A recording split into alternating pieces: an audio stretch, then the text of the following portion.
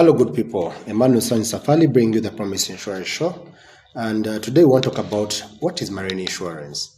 But before going there, let's just watch, let's tune into this video and see what this report had to say about it. For many decades now, Ugandan insurers and reinsurers never anticipated they would be able to profit from marine cargo insurance due to the vast volume of businesses involved in international insurance companies. This is because importers insure their cargo in transit through sea, air or land with foreign insurers, depriving domestic insurers millions of dollars and hampering their growth. As such, importers effective July 1st, 2022 were required by law to have a local marine cargo insurance policy for all incoming cargo. During today's sensitization campaign, it was discovered that there was a delayed execution of this law, which if followed would earn Uganda trillions of shillings. A disadvantage because they are losing the 1.5%. Actually, I find it a little bit a disservice to the nation. I'm sorry to say this. Because should you realize what marine insurance would bring in terms of income tax? Because any importation would mean people will have to pay marine insurance here, and the insurance companies would be able to pay income tax, an added income tax over and above what we've been paying.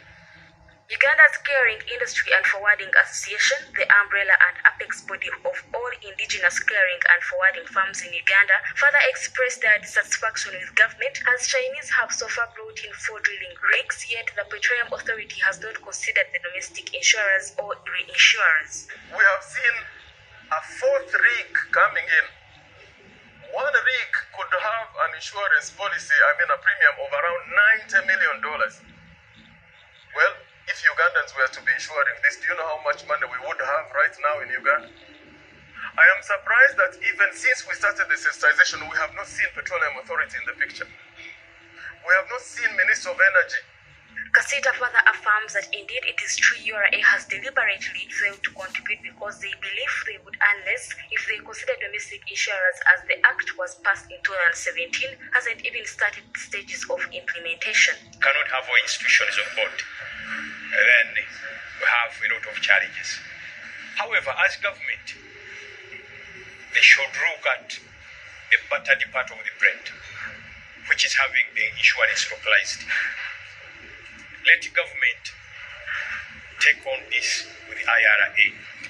However, as we stand now, nothing has started. We are still moving around. We are moving in circles. Still waiting for the authorities in the government to make sure that enforcement or implementation is done. We would like to call upon the government. These are some of the policies or Ugandans can support. Even though some grey areas are still existing.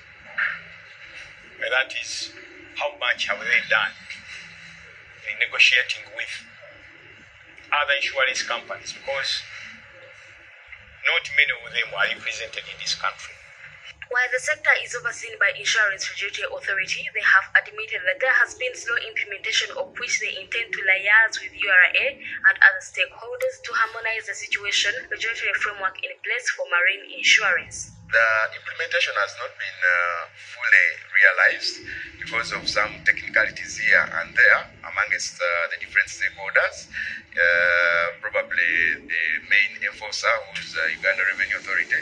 But as the regulator of insurance in Uganda, we are working closely with the Uganda Revenue Authority and other agencies like the Uganda Insurance Association to see that there is full implementation. This is a discussion that has been hovering for around, since like 2020. And this is a statement that IRA, of course, mentioned when they were launching the integrated marine insurance platform that was in conjunction with URA. Of course, they talked about this marine insurance platform will enable importers, especially shippers, to pay marine insurance through locally licensed insurance companies. The development follows numerous challenges encountered by importers who have been paying marine insurance to foreign firms, mostly in countries where they buy goods. According to Jemba Kanakulia, the executive, the spokesperson, deputy spokesperson of KACITA, that is Kampala City Traders Association, a number of traders would pay for marine insurance to insurance companies which they have no idea about their existence.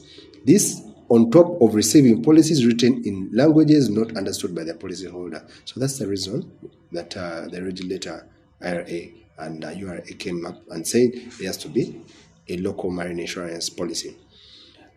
The Insurance Regulatory Authority, IRA, had also noted the process of lodging claims to such foreign companies was very inconveniencing and costly. Of course, there are so many uncertainties that surround the legitimacy and adequacies of such covers from those foreign companies.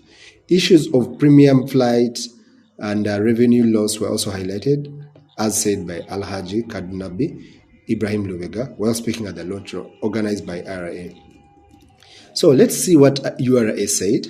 This is a new platform will going forward address such challenges as Abel Kagumire, the Uganda Revenue Authority's Commissioner Customs, puts it. The integration of systems will bring about benefits such as expedited verification of taxpayer identification numbers, that's the TINs, during the application process for marine insurance, quick facilitation of stamp duty remittances with the policies issued through the marine insurance platform, data integrity, promotion of information exchange between URA systems and the marine insurance platform, among others. Name it. So I want to put it to you that we are going to invite URA to also give us a response to actually that rate they were charging as a penalty for those people who did not have the marine insurances. Because whenever you bring in goods, there is always that cost.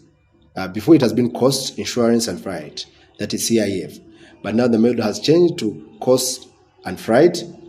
And then this is as of October 2023. I was looking for that newspaper cutting because it's not there on the website of IRA, but we shall get into it later. But URA has been charging 1.5%. As I will show you the rates, it's maybe like Fishmore's, which charges that kind of rate.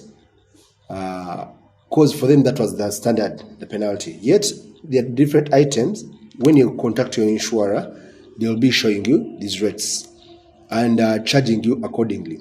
For instance, the example I'm going to use here, this is a person who was having, let's say, shoes. Someone was bringing in shoes. And they used the rate of, these were plastic hides. It could be shoes. The rates here are 0. Okay. Anyway, the number of rates.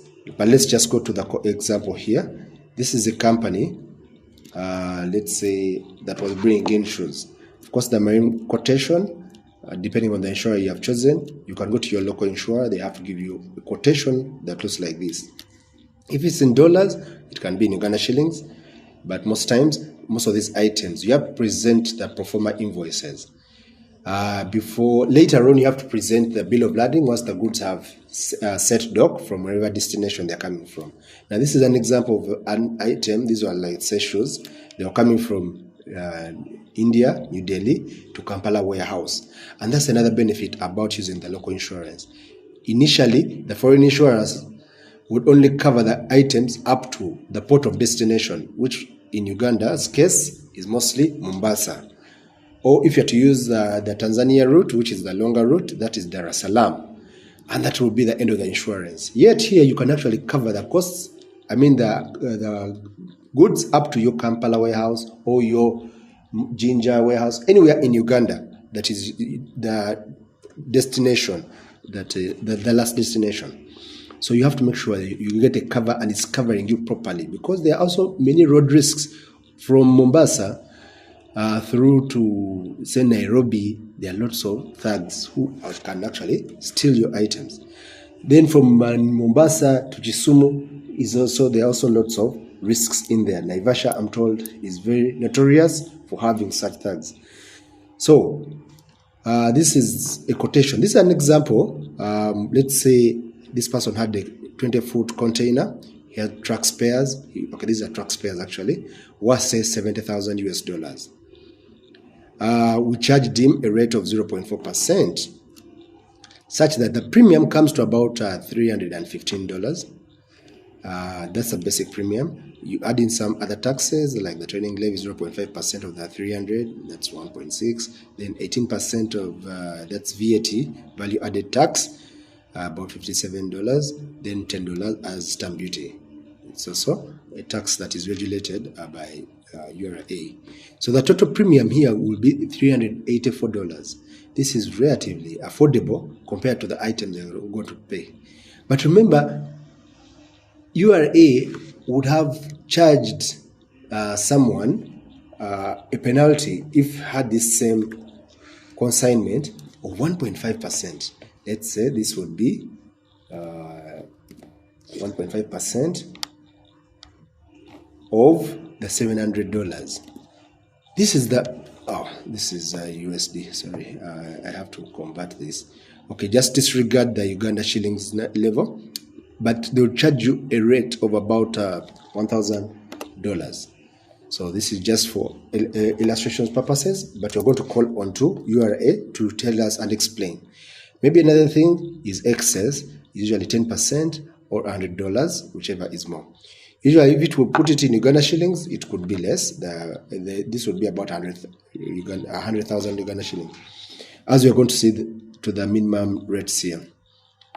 Because these guidelines, as per the regulations in 2019, minimum rates from IRA, for those who want to see and appreciate these better, you can go on the website and check them out. Of IRA, so that you don't get cheated. Notes, of course, these are rates for containerized cargo.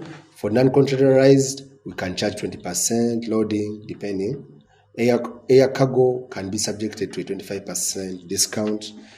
Goods in transit, we can actually cover also the goods in transit at these very rates from various destinations. Once the goods have docked, you are in your shop, you are a trader, you can actually also insure them.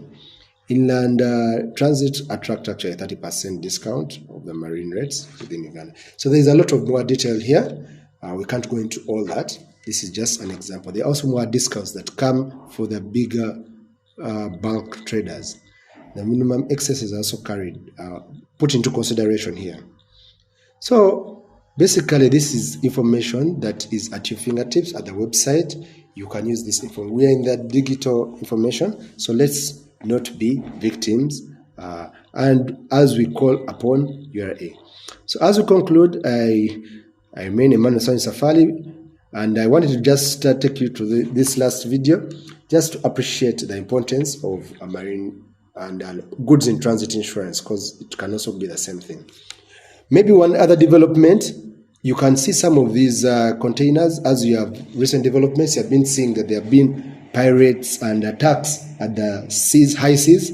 So actually goods are taking longer to reach the destinations. Or like Musk has actually also been talking about this if you read the recent reports. So most of these containers, of course, have discounts, but as we conclude, let's just share this video for your own benefit. Thank you so much.